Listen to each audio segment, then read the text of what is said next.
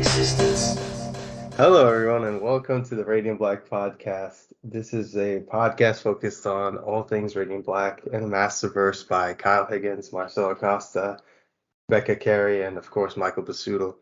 Today, we are joined by an amazing guest, and of course, everybody in the community already knows who this is. It's AmazingNickanger, otherwise known as Nick, amazing artist who's done, actually, we're all super grateful for because he's also done several emojis for the server.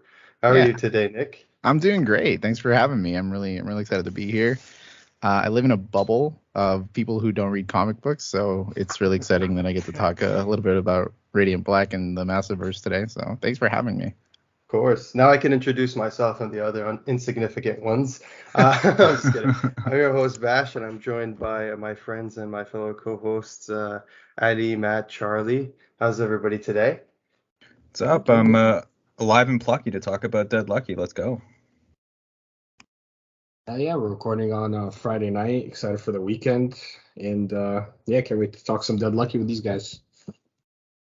Yeah, for sure. Yeah, I'm kind of the same as you. I'm in my little bubble over here, but that's what we got these guys on for, and come talk about some great books. Been keeping busy lately. Actually been starting diving into some Power Rangers finally. Been meaning to do that forever. Yes. So went through Kyle's first 16, and then I'm digging into Ryan's stuff right now, the first 4 of Go-Go, and it's been absolutely awesome digging into that world. So yeah, absolutely can't wait to keep diving into that. But yeah, no, this book is absolutely keeps building off that first issue. I can't wait to talk about it with you guys. All right. So Nick, I mean, first of all, thank you so much again for absolutely. Being on, for your emojis, for your amazing art that you share with the community, just all amazing stuff. Obviously, follow Nick if you haven't. Of course, on social media, he posts amazing stuff all the time. And I just wanted to ask you, I think, is it safe to say, just based on all your posts and your interactions in the Discord, your favorite character is Radiant Red? Radiant Red, yeah. I think Radiant Red is probably my favorite one. It was just being like an Asian person and kind of resonating with Satomi as a character is really one of the biggest reasons as to why I read Radiant Black and the Supermassive universes is because of those diverse stories. I'm a really big guy about diversity, and I really didn't get into Radiant Black until about issue 6. I was kind of floating with it, and then the trade came out, and then I read all of it, and I was like, this is something different. So Red is my ride or die. So yeah. Oh yeah, I'm actually glad that you bring that up because I one of the reasons we actually planned to have Cherish on at some point, but then I saw your discussion with her on YouTube with you and your podcast, and I was just blown away, and I was like, yeah, we can't really top that. So I'm not giving it a try. Yeah, so obviously check that out if you haven't seen it, because they talk about not just the comic book aspects, but they also talk about the more important aspects like the diversity and how meaningful it is and the representation. And I honestly really enjoyed that discussion because, like I said before, 2 of us were Arabs, we're from the Middle East, so we totally feel that thing, and we'd love to see representation as well whenever we get to see it in the comic books. Yeah, man, it's a great thing. Oh yeah. So I was going to say, in honor of that, today we got the announcement that finally got the announcement of the proper release date for the Radiant Red trade paperback, which it seems like it's at sometime in December. Yes. Yeah, December. I'm so excited. Yeah. So make sure everybody gets on top of that. If you haven't checked out Radiant Red yet, you're obviously missing out. Anyway, these trade collections are just building up on the shelves. I'm loving it. Absolutely loving it. Dude, I'm buying them even though I already have the comic. That's me too. Oh, for sure. I definitely. You just like to look over and see it there, right? It's just just love it. I mean, Nick, you have the prints as well that you just got signed, the Infinity Gems. I have the Marcelo Costa what is it? Retro cover retros that he did. Oh wow, that's awesome. So I when I was at Morphicon, Kyle was there and he was selling them. He was signing them, so that was really cool. But yeah, the trades are really great to have. I'm kind of an aggressive person when I'm you need to read this comic book. I've bought probably volume 1 3 or 4 times for people. Just just take this from me, and you got to read it. And that's all you got to do. I'm like that too. I like it. We like it. Yeah, we got some Radiant ambassadors in here. I love it. No, that's awesome. Honestly, we've done the same thing here. It's such a it's I find that even on social media, like the Massiverse community is kind of contagious. Like one person brings it up and suddenly they're like, they're everywhere like Massiverse, Massiverse, Massiverse. Yeah, yeah, Like that's me. Yeah. yeah. Yeah. No, I what I like about this universe too, it's like it's hard to hand someone a Batman comic or something that like it's so overwhelming to get into it, right? Like you can just hand someone the number one and say, here, like this is all you need. Like people, you know what I mean? So it's very digestible that way, and Yeah, it makes yeah, it easy. absolutely. Love it for that. So how are you feeling about Dead Lucky? Oh man. So Dead Lucky for me is a very special comic book. Because I am both like Asian and Latino. So I'm Filipino and El Salvadorian. So seeing BB is like a whole other level of kind of I don't know, like seeing myself in those pages, you know what I mean? I'm really excited to see her story and like watch her life kind of expose itself to me and like I think it's really fun to kind of see those dynamics like through her parents, through the restaurant, how she like manages her relationships. It's been a really really interesting thing to see for me. I don't know anything about like being in the. She's from the Navy. She served, right? Yeah, Yeah. she's in the Yeah, yeah. military. So I don't know anything about that, but it is like nice to have more layers of connecting to a character. So the Dead Lucky's super cool. When I saw the costume, I think when we all saw it in Supermassive, I was really excited, and I immediately picked up on those like that sort of like Latin inspired aspects of it because of the mask and like the Day of the Dead, and it was really fun to see that. So I'm really excited for this series. Now that we have issue 2, it's like I'm getting more and more invested. It is a little bit of like a slower paced one, but I think it definitely lends itself to appreciating how much care there is in this story for BB. Yeah. Yeah, honestly, I would agree. I think they're doing a really good job at just really focusing on BB as a character, and especially with this issue, for sure, like the side characters, like Officer Garcia and Valentine, like those characters, like just make it really really compelling and a really like alive world all the way around. Eddie, like there's great characters all throughout this book, and BB really just stars that. So yeah, it's really awesome. And yeah, this issue is honestly for me it was a big step up from the first one personally. Like it ramped up and got right to it, and I had a lot of fun. Yeah, one thing I personally am impressed with, and just to echo what Nick was saying, was how delicately and creatively Melissa is handling this like level of representation. Because we're seeing, she's not just representing multiple ethnicities bound into one, the complexity of that bound into Yes. one character, but she's also doing it creatively through, the food not only in the menus, but putting recipes in the back of the book. But we also see another outlet for expression in terms of her personality in the military, right? In her military background, we see that she's still using a lot of jargon whenever she talks, even when she's talking, communicating to Ed. She's talking like, okay, don't, you can't be in the hot zone, things like that. So I'm impressed, honestly, with the handling of BB as a character so far, and I'm very like Charlie also said, like yeah, they stepped up Maria's role in this issue. She seems to be one of the characters that's getting a very big focus, and I'm very curious to see how they're going to play off each other in the future, because the end of this issue set that up, and I'm starting to like Maria just as much as I'm liking BB, to be honest with you Yeah, guys. honestly, I was the same. Yeah. Like she really like I right after this issue made me want like just one of those focused issues, like one of those issue 6 of Radiant Black, like an origin issue of this character. I think that would be something really cool we could see, or even if they trickle it out through the story. Either way, really compelling characters for sure.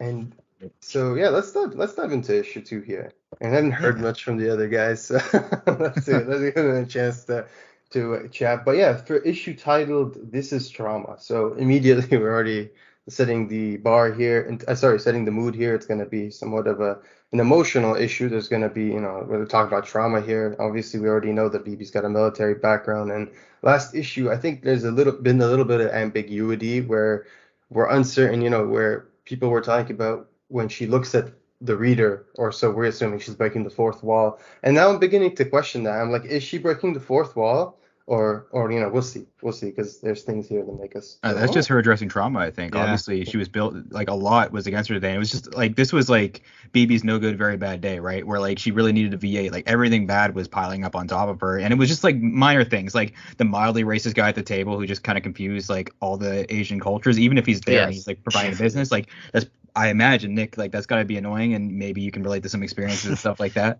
Yeah. The amount of times I've been called either Chinese or Japanese, and I'm like, no, I'm just a mix between Filipino and El Salvadorian.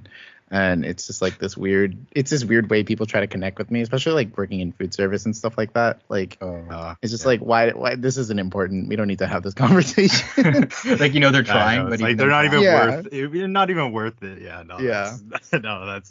That's funny. But I really like right off the bat in this issue is really the one thing it really made me question was the relationship between Garcia and Valentine, kind of what she actually told, because last issue we saw Garcia actually see BB go off. We saw her out with the helmet off, and she go off and she said, I'm gonna help Eddie, and you go off and save him.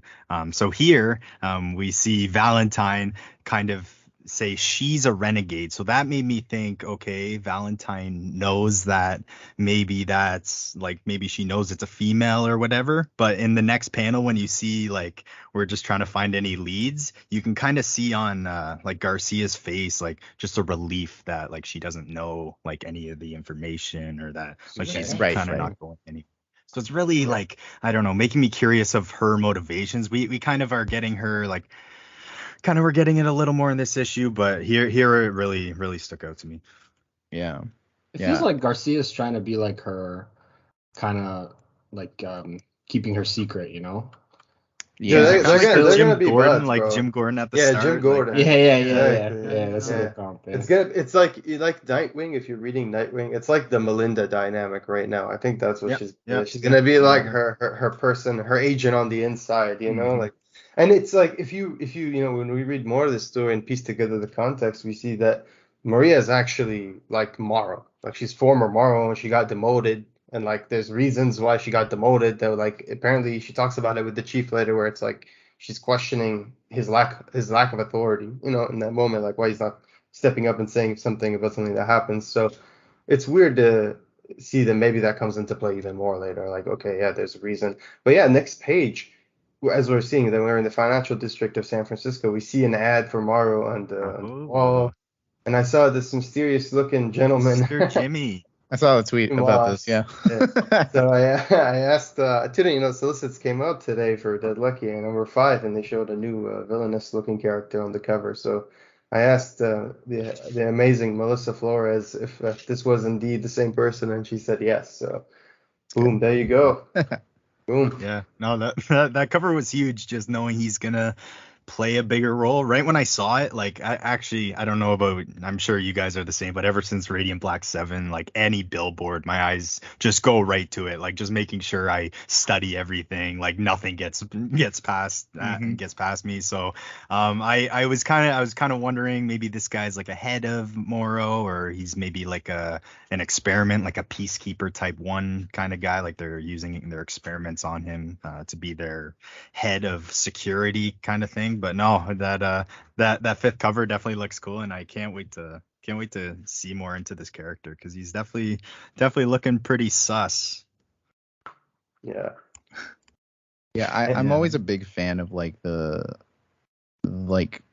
complicated villains. I think I had just read like the Shift story from the Image anthology, and it like adds like new layers to the character. So I've always been like kind of like impartial about Shift, and then I read that origin story and I was like, oh man, he like, even as a businessman, like, yeah, he's a sleazy businessman, like he still has his own like set of struggles, and like sure, he might be like a jerk. He still has like issues he has to work through and deal with people he doesn't want to. So it's always so like interesting to see like these new characters come in, because like the whole team, like Melissa Flores, the whole Kyle Higgins, like all of them, they make such dynamic characters and even much more dynamic relationships, and that's like a big appeal for me, and I'm really excited to see that kind of expressed here in the Dead Lucky.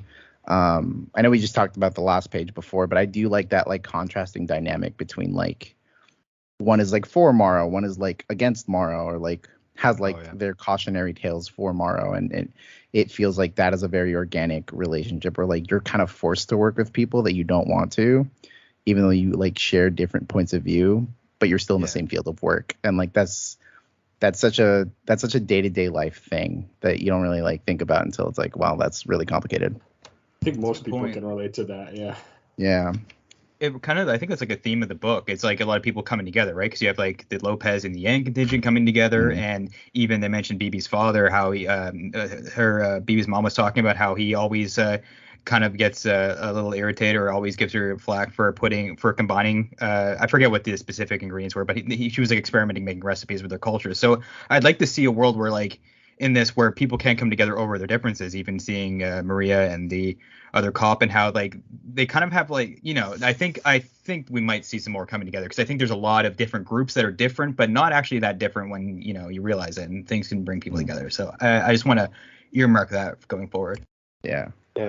Look, anytime a writer, you know, gives me an issue of a comic book where I'm promised like big bots, and someone actually says bring out the raging bull, like you've already got me, like, you know what I mean? Like you already got me, like let's go. But that's actually what happens. Like there's actually a raging bull, and I just want to take a moment to praise. In our excitement, we forgot to mention the creative team. So, my excitement. So, you know, the writer is, of course, Melissa Flores, the artist, French Carlomagno, the colors by Mattia Iacono, and the letters, of course, by Becca Carey. And I want to just take a moment to praise Mattia's colors, because they really do stand out like every single page. So, the colors are so dynamic, and just every page feels like it's, I don't know, like they contrast on one another. Like each palette of each page like has a different palette, but somehow all comes together like in one cohesive story. And it feels very much like every scenario feels very different. It's sort of like when you're watching a movie and there's like a scene change. The colors allow that story to really feel like you're in a different place having a different conversation, and I really like that. And then they're just so vibrant and contrasty. It's like my favorite thing. I really love that.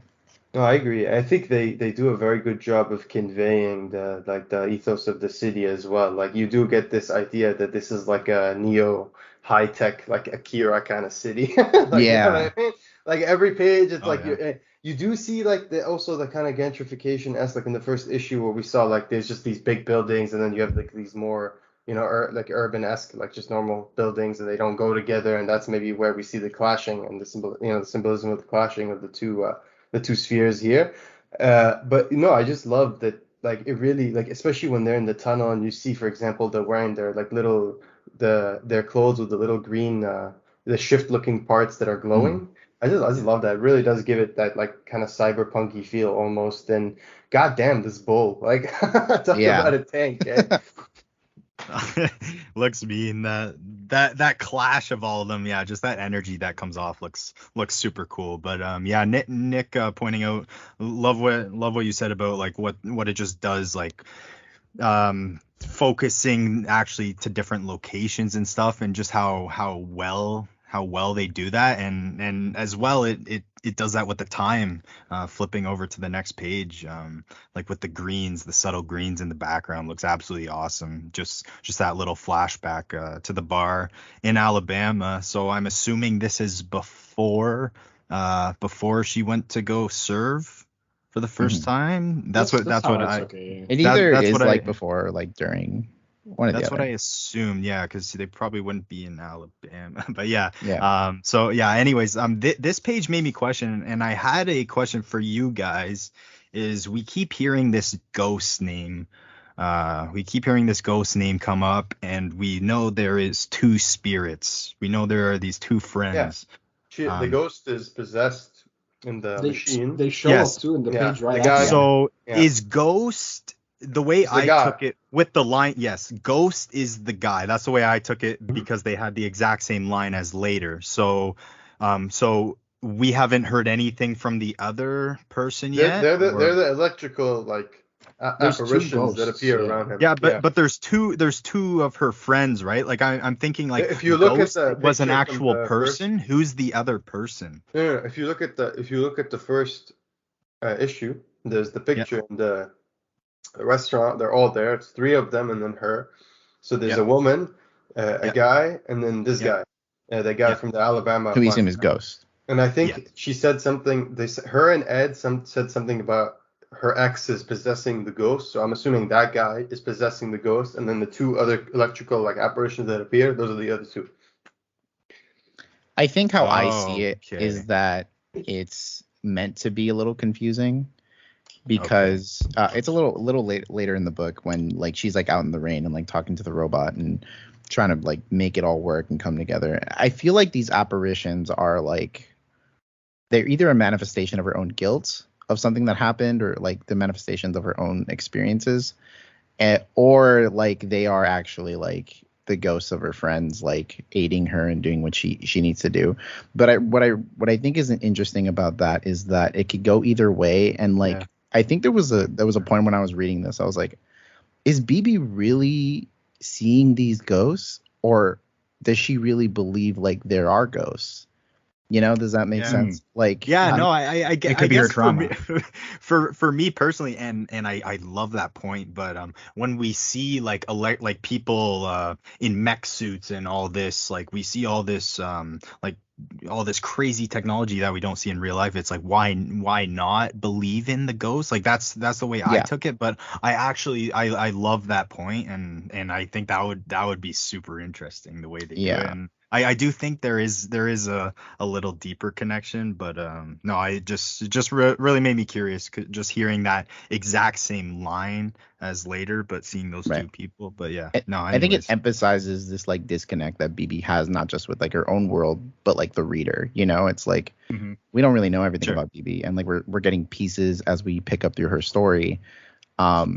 So when we get introduced to new information that doesn't have a lot of context, it feels like, okay, I still feel very disconnected from BB, but I want to know more about BB. But also like the narrative isn't giving me enough. So it's like her own personality projected through the storytelling. It's like she is also a very distant person in the story. Like why would she even allow the reader to like get to know what she's going through? So I think it's truly genius, like the way that this is written, whether it be intentional or not, because obviously there's a complexity to dealing with like trauma and understanding your like position in the world and how you relate to other people, and it's so phenomenal. And I commend Melissa Flores for doing this, because like it's such a compelling story. She's amazing. I've met her twice actually, and she's been nothing but amazing. So wow. Yeah, no, she's wonderful, and I honestly think personally that BB's talking to the spirits, the two electors. I don't think she's talking to the reader. In my opinion, it might be a little bit of both. No, I think it could be both for sure. Like functionally speaking, I think it's both. Like it works because the way the panels are angled, it works as both. But I think like in her head, I think she's talking to the spirits, and I think that's why like when her mom like asks her like, oh, like, you know, you think this job is so bad, you have to like say it out loud, or you know what I mean, you talk to yourself about it. And I think no, like she's talking to her, you know, her squad. Like it's not like Deadpool where it's like blatant. He says it straight up. He's talking to the reader, but functionally it's the same thing. No, I think like now that I look at it again, because I have it here side by side as we're talking, there's a page when she's taking the hits from the tank, but she's also like, you see the two spirits in electric form around the ghost, and then you see the ghost itself, obviously full electricity, and she's in it. Okay, so that's like technically her and the platoon. But then you go back down to and Ed says to her, what he says, all you are is a very troubled veteran with an insane case of PTSD, looking for some way to feel alive, playing hero. So it's honestly interesting that obviously I don't think that's the case, but it's honestly interesting that like this is kind of her way of reliving those memories in Yeah. some sort of fashion. So yeah, like it kind of makes it even more like maybe I don't know. It takes the trauma to like a new level of depth. It really is like. Really gave me Punisher vibes almost, like just the way he well, obviously not to the same extent, but just in the way where utilizing that trauma and experience. But one thing I did really want to point out is something that I probably my favorite part of the issue for sure was just the ghost actually like being under attack by Morrow and pulling a reminded me of Livewire from Superman the Animated Series, like actually turning into just pure electricity and just zipping into the lights and just traveling through the currents and going outside and no one seeing her. But I just love the way that happened, and it just made me so curious of what else are we gonna see this thing do? Like holy crap. Yeah, and moving on, she handles the bot. She gives it the little kick in the ass it needs to coat herself, and then she manages to escape because Morrow shows up and just gives her a few seconds advantage to leave. And then we're back at Chai Mexico, where this is the part that Matt brought up earlier, where we see a tourist family. It looks like just chilling, and they're trying to get their food ordered. And we see that Bibi shows up. She's ready to take their order. And one of the guys there asks if they do like a sushi burrito, which is obviously like a stupid question because it looks like a dick, absolute dick. Yeah, he does look like a bit of a dick. I'm not gonna lie, but I'm surprised he knows what pho is. It's like he knows enough to know to ask for the wrong like Asian cuisine. It is pretty funny. No, but he goes from like Japanese to like pho, like it's it is like it's clear that it's basically like what Nick said, basically from his experiences earlier. So it's like it's clear he doesn't know what the fuck he's talking about. Yeah, and so he it's a shitty moment for sure, and I'm glad that you could see it on the look of not only like Bibi's faces, but the other two spirits that are with his faces or the electrical apparitions, like you could see on their faces too, they're not pleased. So. I love what Bibi says in response. I love the collected cool responses. We are Chinese, Mexican, and American barbecue because we're Chinese, Mexican, and American. And he said, I love how she just gave it like straight. Like she didn't try to be like sassy or anything. She just gave it to him straight up. That's simple. Yeah. She just told it's him. Not that difficult. Yeah. And he still somehow struggled. So that's the next part we were talking about earlier, where she's talking. It's ambiguous, right? Like it looks like again she's talking to the reader, but I think she's talking to the spirits there. Like it's a shit show, and even because like the last panel you could see they're not impressed, and then her mom, she notices, and she's just like, you know what, she's the voice of reason within that moment. But I was wondering at first, like truly, I totally forgot like about that bruise on her face. So I'm glad somebody brought it up, and she has a cover. And wait, what is it? Oh yeah, her mom of course says, "Are you a thing again? I liked him." And it's just like, oh my god, like it's kind of a shitty moment for Bibi, obviously, because I don't think her mom quite understands that she's like asexual, perhaps. Maybe I think what it's kind of. Well, one of the things when like doing like representation and like having this like dynamic of like how do I say this in like showing like the parent to the parent to child dynamic is like there's a lot of factors that go into it, whether it be like her sexuality, her identity, maybe even just like understanding like you just don't understand your kid half the time. There's clearly a disconnect that is happening between her and her mom, and that's not like it's very like it's not uncommon for that to happen, especially like in a household I would imagine would be like a mixed one where it's like you have to kind of appease your parents, but your parents come from two different places, and it's like they kind of see things very differently, which creates a whole slew of like experiences. So it's nice to see this like dynamic because like it's clear they love each other. They just don't understand each other, and I think there's a beauty to that, I think. Yeah, and the mom probably like knows Eddie, right? He's probably almost like one of the family with the way that he's talked about, right? She probably just wants her to be with someone comfortable. And even though it does come across as super close-minded and stuff, who knows what her mom's religious background is? She could be incredibly progressive based on, her surroundings and what she grew up in and stuff like that. But she means well, obviously. Right. But it comes across as like, you don't take me seriously. You don't even believe my sexuality is like a real thing, or whatever. So that could definitely come across. Yeah. In a day that she doesn't. I think it's just she just straight up like Nick. Like that's probably told her before. Yeah. Yeah, it's a lot of layers. A lot of layers you pull back, and it's like at this point, like I'm at the age of like 28, right? And my relationship with like my mom is like very complicated. It's like there's a lot we should talk about, but we don't.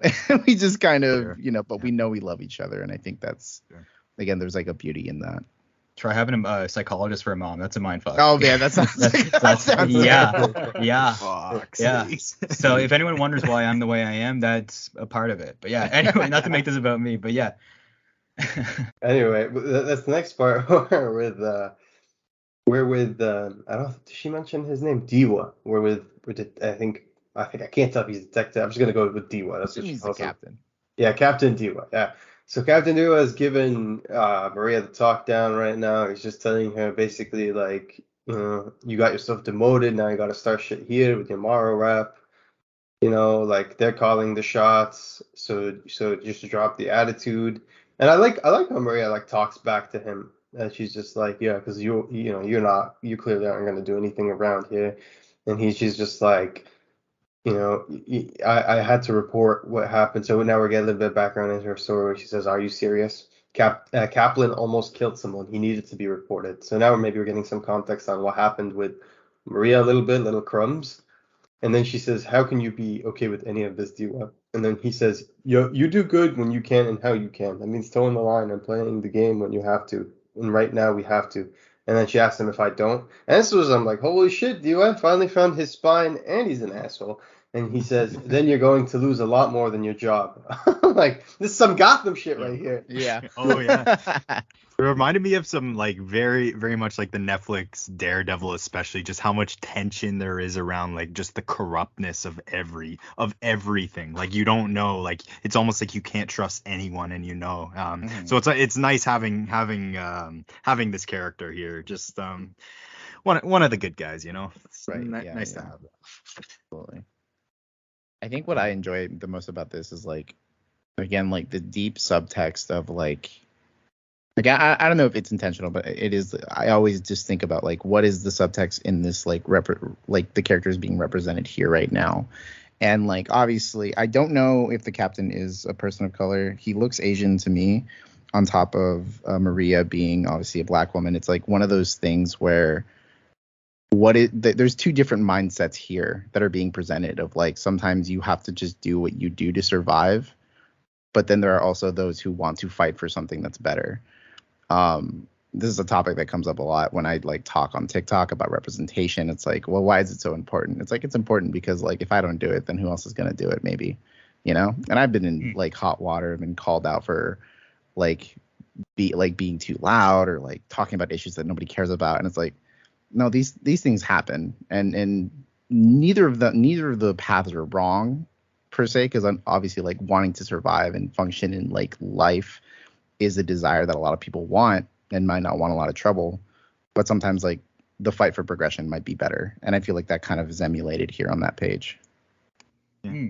And I feel like he's also kind of might have had her mindset 15 years ago. He looks a bit older, right? He's been hardened, and he's trying like, here's how you survive. Like, I like you, but like you'll die if you go too hard at this. Like, I think like generally he wants good, but he knows he's been molded by this machine, and probably maybe his spirit broken. Of like, look, I try to do good, I try to help people, but it's not always as easy as just ripping off the Band-Aid and letting a wound heal.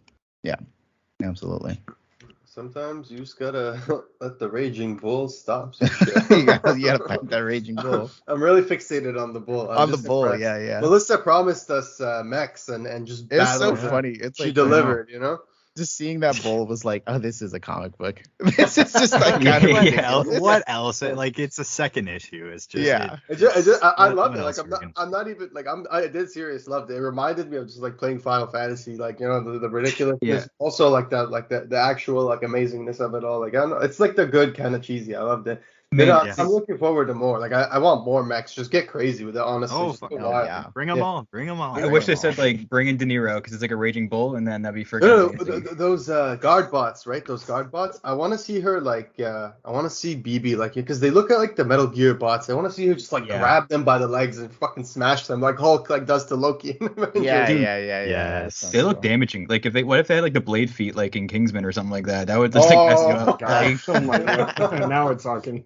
Oh my God, that is some real dystopian shit right there. Like we're gonna go Sweeney Todd like on some of these people. No, we haven't seen them really like unleash. Like they said, like we don't want you to have to unleash the bots on you. Like I think like they could really do some damage. Like obviously, like there's a reason that you don't see anyone try to do anything to them. You don't even see like graffiti or like Molotov cocktails thrown at them, or maybe you do. I don't know, but we might see that. But they look intimidating. There's a reason we haven't had to see them in action yet.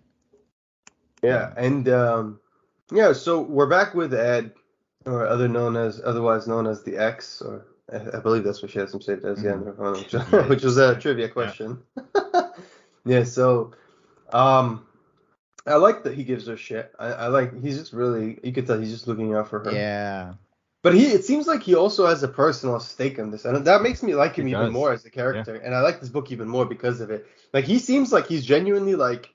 This is some Metal Gear shit right here. Like these people are trying to start like a revolution. You know what I mean? Like this dude is invested. Like he wants to. He's the IT guy.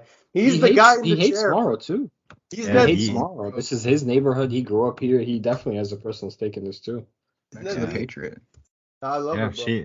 Truly. Yeah. He's been here while they've been taking over, right? Like she came back. She came back and all this stuff just popped up, right? Like he's been dealing with this. So he's probably seen her before she served, right? Assuming they've like known each other since they were young. Yeah, so he's probably like they're both like she's a seasoned veteran because she served and she's seen a lot of things, but he's also probably a little bit shook just from seeing her transformation. And their home is looking like a war zone too. So like it's not like it's not the same, but it's also not super different. And he's the guy in the chair, but also I think that you kind of doubt. It's like, hey, you haven't seen combat, but it's like, yeah, but I can still help you, and I really care about you, and I might actually have some good advice.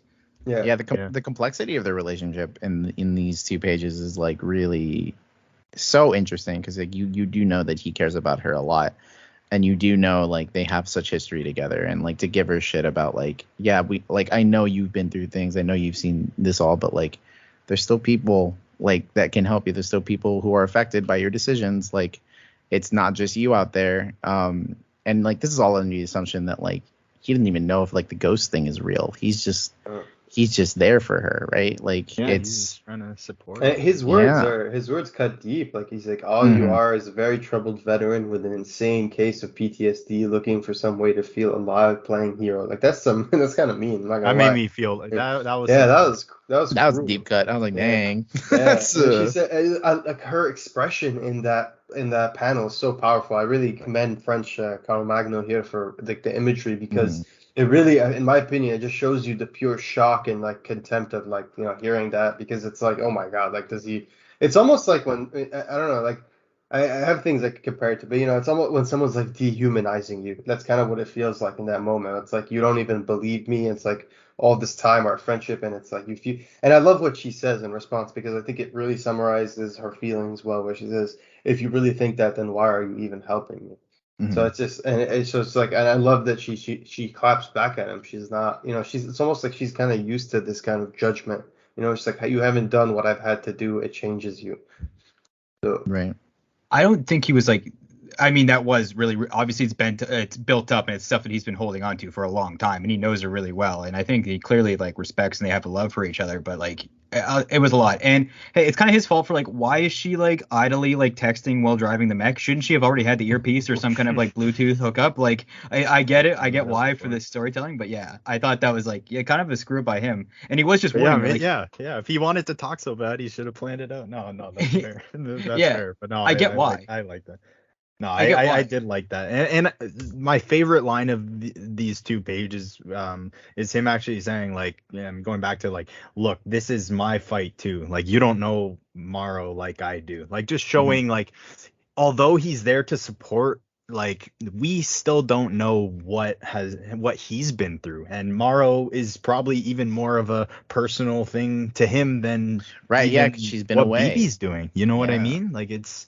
So he's just really, really in that supporting role, and you gotta really give props to him. But honestly, yeah, can't blame his frustration on this one. Absolutely. Sure. And then she kind of says, I like too. They mention how they stole the mech from Morrow, right? They stole it from Morrow scrap, and she kind of says, like at the end of their fallout, like, I think we can even do better than this random Silicon Valley burnout. Right. Like this shitty, Xbox original. Like, we can get them new. Like, yeah. I have a quick question for you guys. Just a quick question. And when she's still talking to Eddie, when she says, I have Ghost, he knows the fight, he knows what it takes, and he says, BB, it's not a machine, they show you that part through Ghost's eyes. Do you think he moves, bro? He moves in the panel later. Do you think he's always looking at on? her. Like, do you think Ghost is always? Oh, interesting. I don't know if he's always. I didn't catch that. I like that. Definitely possessed. He's definitely like possessed with his spirit. So at that moment, I think even in the next, like 2 panels ago, you see him like he's looking at them, right? She touches the dog tags, and he's like observing like this tension. Yeah. So, and I think also like in that panel where which is my favorite panel of the whole issue, where she's standing and you get to appreciate her and her like full diverse beauty right there. She's glowing, and you see the 2 tattoos awesome. around her. Oh yeah, beautiful tattoo. Just overall, like I love the picture. It really shows you exactly who her character is in that photo, in that panel. And the 2 spirits standing with her, even they kind of, you could feel like that's like, I don't know how to explain it. Like they kind of feel her. You know what I mean? Like they feel uncomfortable too. I think the way one of the 2 things I took out of this issue is that Ghost, we know they stated it clearly, he's possessed by the guy that was fighting in the bar with her in Alabama. And I think her electric powers come from the 2 others. That's why they're always connected. Maybe. To her. Yeah. Okay. So you're thinking Ghost is the actual robot itself. Maybe. Or, I think there's so I don't. Because it makes sense. They show you in the flashback that he's the guy that's fighting with her, that's always catching her when she falls, and then Ghost is basically the same you guys thing. think we'll get more robots, and then those will be possessed by the other individuals? Robot, yes. That would be crazy. Really that'd be fun. I want Melissa like truly to go wild. I mean, she's let me get all the get all the mechs. Yeah, no, go crazy. Like, just go. I want to see all these different models too. Like have a Mark II, Mark III, Mark IV, Mark V. Give us all these different suits, man. Like, there's so many possibilities with this. Give us a battleizer. Just give it all. Oh my God, yes. Wait, like let us just find like 3 other mechs or 2 other mechs, and then like that are also heroes that like have similar powers to BB, and then they just form one giant robot. Yeah. Voltron, baby.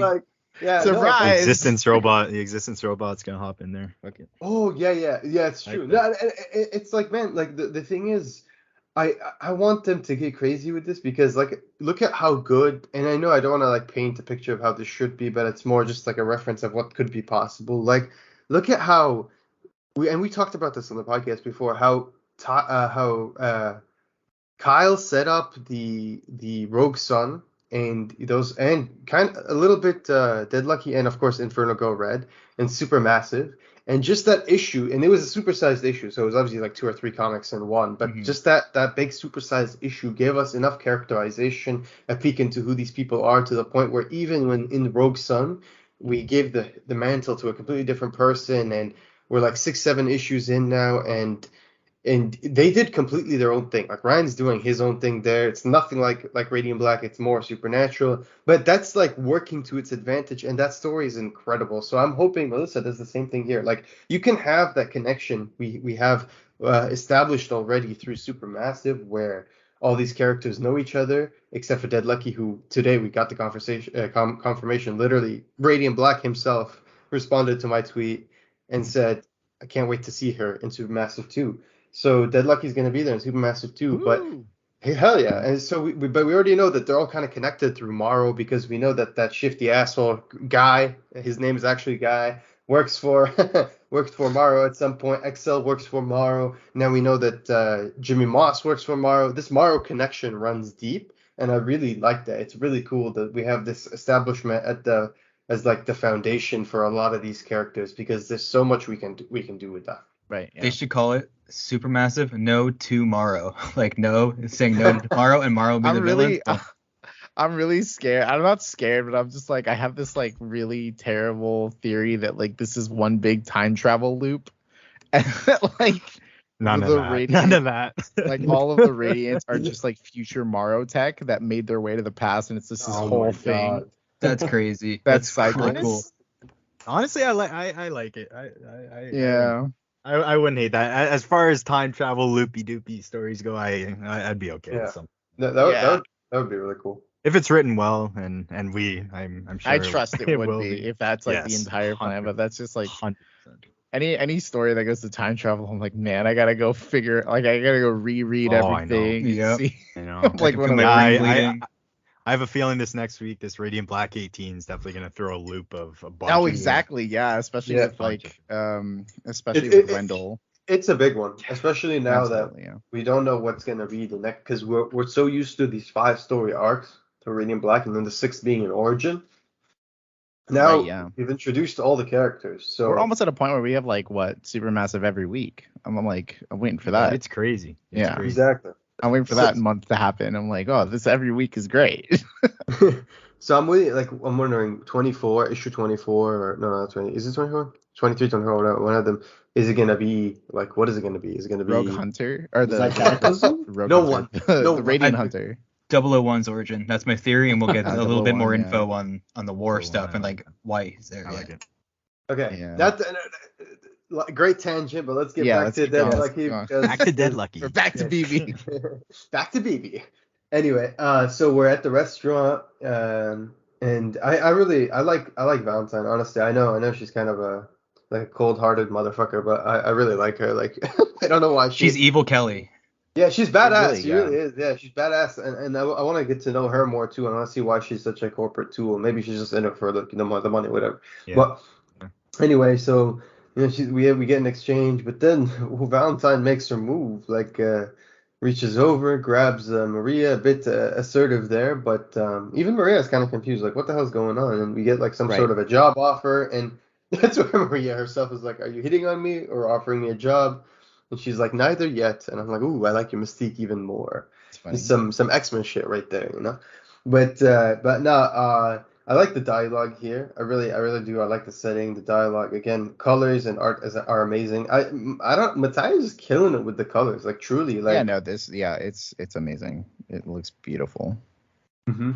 And everything from just like the intimate moments where they zoom in closer on Maria's face as she's looking onto her phone. You know, we see the reflections of the window onto her face. Like, I just love those little details. There's a lot of it truly is beautiful. Like, and you notice, and then in the next page, you just see how colorful the city is even at night, and you get to appreciate even the characters how colorful they are, because despite it being dark, there's still like a beautiful glow to the page. So impressive.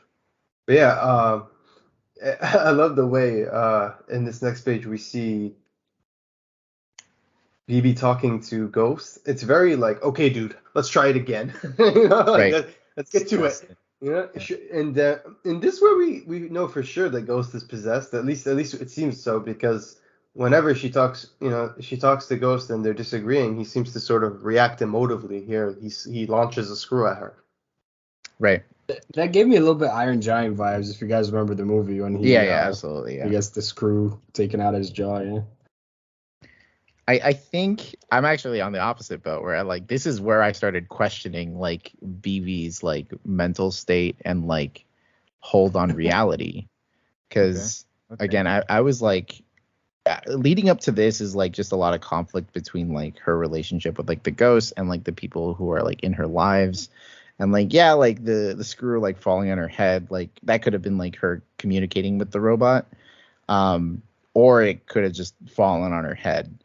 It's like one of those things. The only definitive thing that I will like say that is the robot actually does talk. like as Oh, like responds back to her. But I still like am very much like in the boat. Like I don't know what these ghosts are. I don't know if they're actually her friends just following her. I've always had this idea that like a story about like grief and loss, like I don't know if the story should ultimately end in like never letting go. I feel like that's a really tough. That's a really sure. Tough sell. You know what I mean? And like knowing that kind of like meta mindset, it's like, would it make sense that these ghosts are really there, or would it make more sense that they aren't, and then like she just hasn't learned to let go yet, and that's like affecting her life? I feel like that's find a way to do it on her own, right? Exactly. Yeah. That's where I'm feeling like her story is going, right? But like it's about how we get there. That's like really so interesting. Oh, well said. I think it is. I will say I think it is. I don't know the motivations of it all.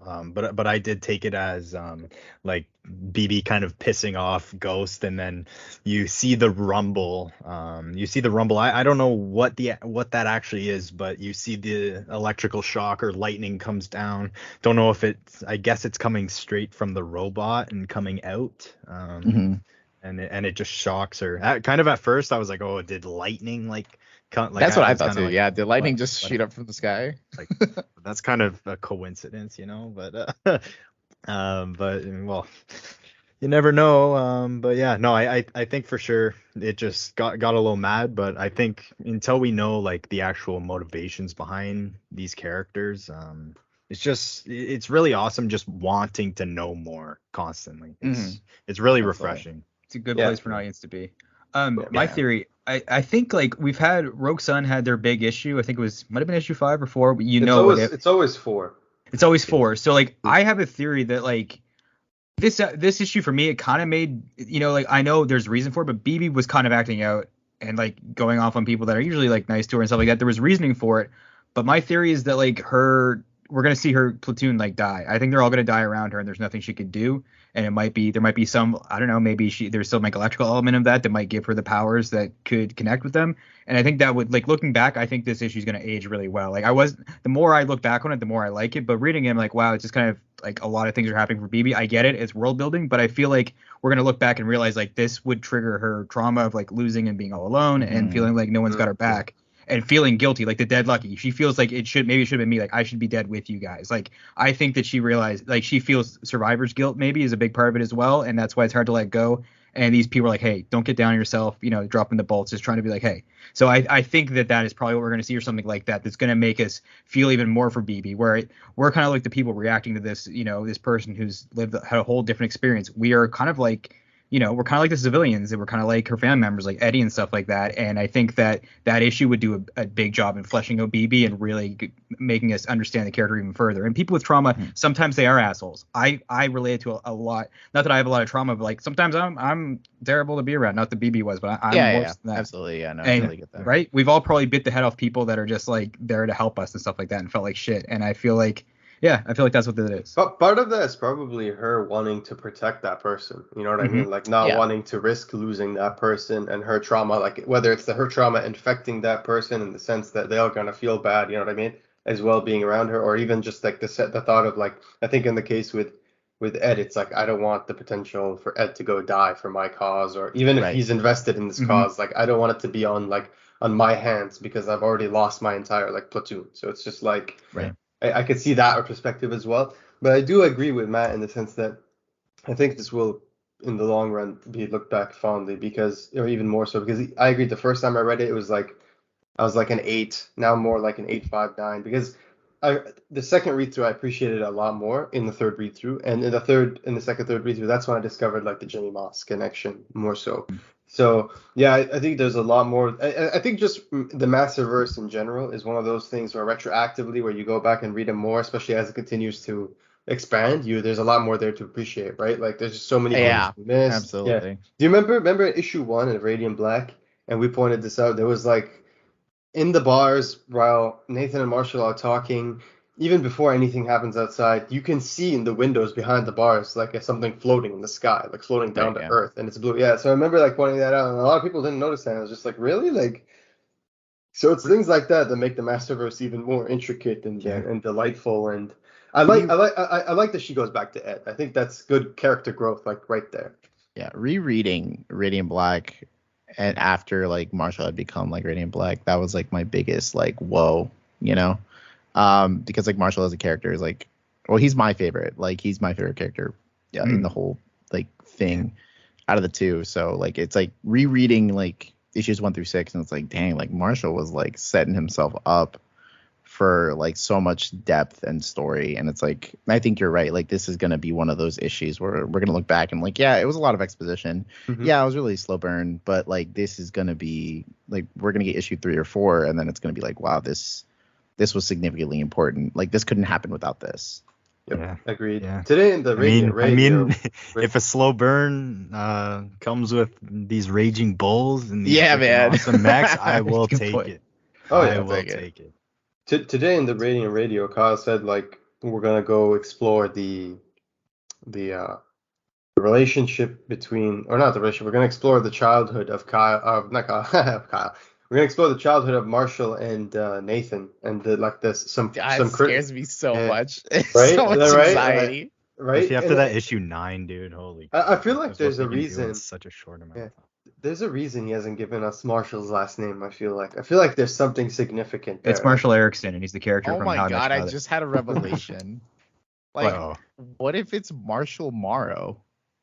Oh my God. Shit. That's it. I've actually thought about that too, but I'm just like, dude, that would be like too much. That would be like the biggest damn. Where's his dad at? That would be like your mom's also Maria, or what's exactly Jimmy? Where his dad?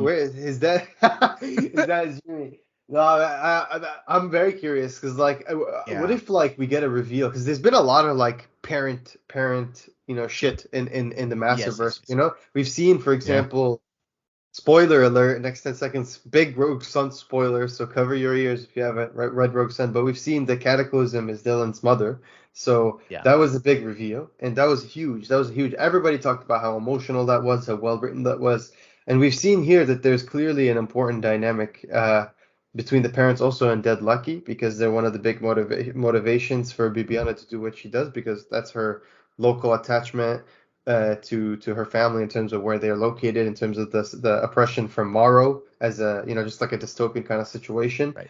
So, but obviously, I'm sure there's more complexity that we'll find out in the next few issues. But and then we don't know what the fuck is going on with Marshall. I mean, we've seen so much of Nathan's parents, right? Like, what does Marshall like to do for a living? Like, what does he talk about all the time? Business. What's Morrow? A dirty business. So I don't know. Funny story about Rogue Sun, when we found out when his mom was his mom is who she was. I was on a plane to Florida for my honeymoon, and like I didn't have any signal. I just like downloaded it, read it on the plane, and like I read it and I was like, I literally can't talk to anybody about this. Like I'm just sitting in this plane. I was like, I have no internet connection. My wife has no idea. Just had to let it soak in silence. That's terrible. My wife was next to me, and like, I've explained like the Massiverse to her, but like she hasn't read any of it. Like she just kind of knows, like, through what I've told her, and it's like there's too much context I have to explain to you in order for you to understand how big of a deal this is. You didn't even have like a real world to go get drunk and watch Cal at either, and exactly. I'm just like on a plane. I was like, okay, 2 more hours. Oh man. I can't even imagine. I would be like just bursting with excitement. Oh my God. It's just like, even I can't, like, sometimes I just drop the issue like right as I'm done reading it, like the Radiant Black, whatever, any Masterverse issue, and there's a big moment, and you just turn around, you need someone, just yell like, oh my God, like, did that just really happen? And I remember I was having that feeling. But that moment in the last issue of Radiant Black where they use the powers together for the first time, I was just like freaking out. I was like, oh my God, that was insane. Or anyway, like 15. Okay, go back to Phoebe. Back to Phoebe. Yeah, back to Phoebe. We gotta give Phoebe her due, man. Anyway, so we see her exercising, and again, I want to stress gorgeous artwork from French, gorgeous coloring from Mattia. Really shows the beauty of the morning day as she's getting in her sunlight, her vitamin D. Goes back into the running up that hill too. That's tough. You can tell. I mean, look at her, man. She's jacked. Oh like, yeah.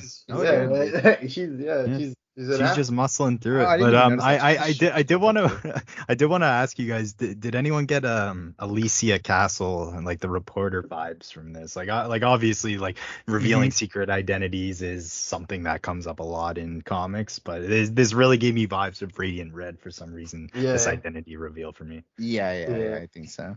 I just love like the typical like dad comment when he's like, "I hope you're not coming to work like that." Like it's just like you knew it was coming. You know what I mean? Like this like sweaty woman in like workout clothes just comes in and he's just like, "Oh yeah, no, I hope you're not." But he's like, "Oh, actually, you want to go to that table because there's someone who wants you specifically." Yeah. And I know I love that. I love the Viviana Lopez Yang. We need to talk. It really does. It kind of reminds me of like just like the Commissioner Gordon aspect you talked about, where it's like they're ready.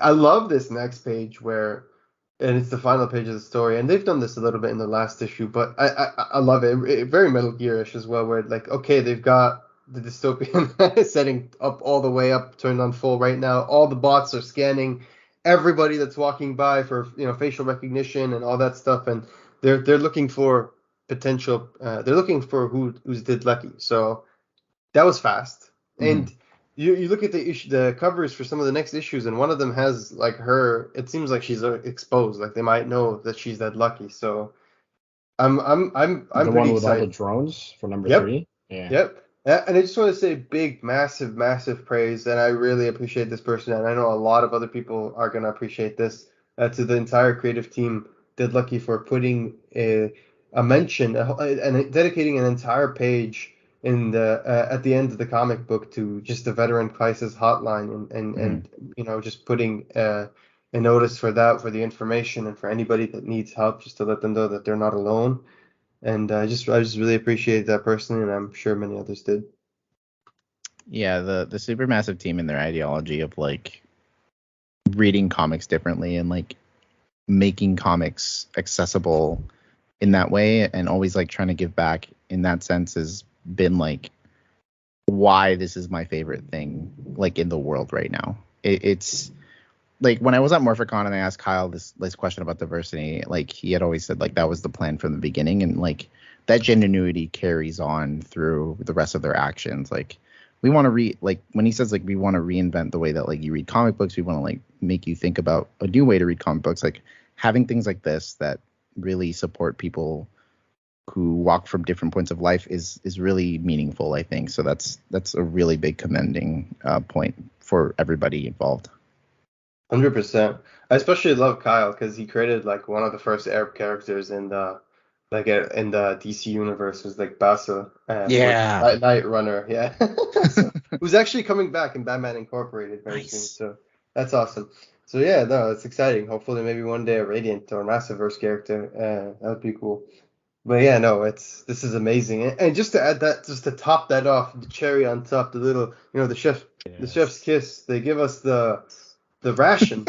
I love that they call it. I love the aesthetic. I just love the design that they stick with in the Massiverse and everything. The whole programmer look, it looks amazing. But we get Chai Mexicu's Berry of Bao Buns by Sandra Wynn, and I just want to say, I hope I pronounced that correctly. I just want to say, this recipe looks incredible, and we can't wait to try it. Literally, the first thing I said to Melissa, because we've been thinking about a lot of events to do recently, Massiverse sponsored kind of events, or not sponsored, but themed events where, we want to just do fun stuff. I think the trivia was amazing. So this is another one that we're gonna have to do. We're gonna just have to do a Very About party, and right. Yeah. I think I read this recipe, and like I eat a lot of Latin food, a lot of Latino food, and like birria is like it takes a long time to make. Okay. It takes a long time to make, and the buns are also kind of hard to bake. So like when I saw the recipe, I was like, this is like a day and a half worth of work. Like it's a lot of work to get it right. Hell yeah. Definitely got to dedicate some time into that. Yeah, I think overall it'd be worth it if that time ever. So what you're saying, it's gonna be a vlog.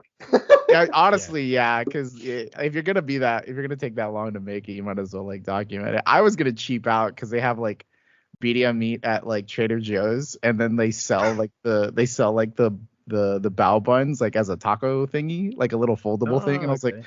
that's good enough. Right? Like, Good enough. Good enough. Oh, that's Good enough. ingenious, actually. Yeah, That's but I smart. was like, That's no, efficient. I should Wouldn't make be the bad. real It's in the recipe. spirit. Right? Yeah. Dude, it's gonna be so much fun. We'll make the recipe and then send it to them in the letters, and hopefully maybe they'll print it or something. I know Nice. someone did a Rogue Sun cosplay, and it was really cool, and it was in the Discord Yes. server as well. Yeah, and I think Ryan said they'll eventually put it in the Rogue Sun letter section. So that's Mhm. awesome. That's Nice. awesome. Yeah. Anyway, I love this issue. Like I Yes. said, I think I agree with everybody here who said like they stepped it up this issue. I agree. The first issue was great. This one was even better.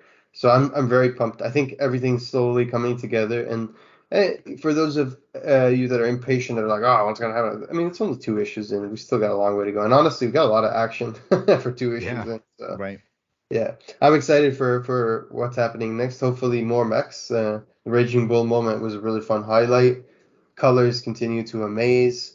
I just love the complexity of all the characters and how the city is slowly beginning to evolve.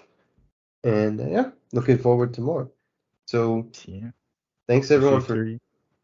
Issue 3. The dead the don't want me. drone. I like The the title. drones. I like the I title mean, and the cover. I actually hope that we find out who the dead lucky is. Like they all find out that it's her, because that would make the story actually more interesting, honestly. Especially like in a city like Morrow where it's like high tech and there's all this security. It's kind of hard to preserve like an identity. I feel like a secret identity. I feel like, you know what I mean? Like 100%. I mean, we Yeah. didn't mention in the very last panel, the bots are scanning everybody in the street, and they have Yep. their Know how full many names, their kids, jobs, like- their age. Yeah, exactly. They know a lot. Yeah. So I feel like eventually they're definitely gonna find out. Don't even need social media anymore. It's already doing it. But yeah. Yeah. No. I mean, this is the framework for the Terminator software that they use later on, so in Skynet. So I'm just saying. Anyway, that was an awesome issue. Thanks everyone for joining us. Obviously, check out the Dead Lucky if you haven't yet, and yeah, thanks. Stay radiant.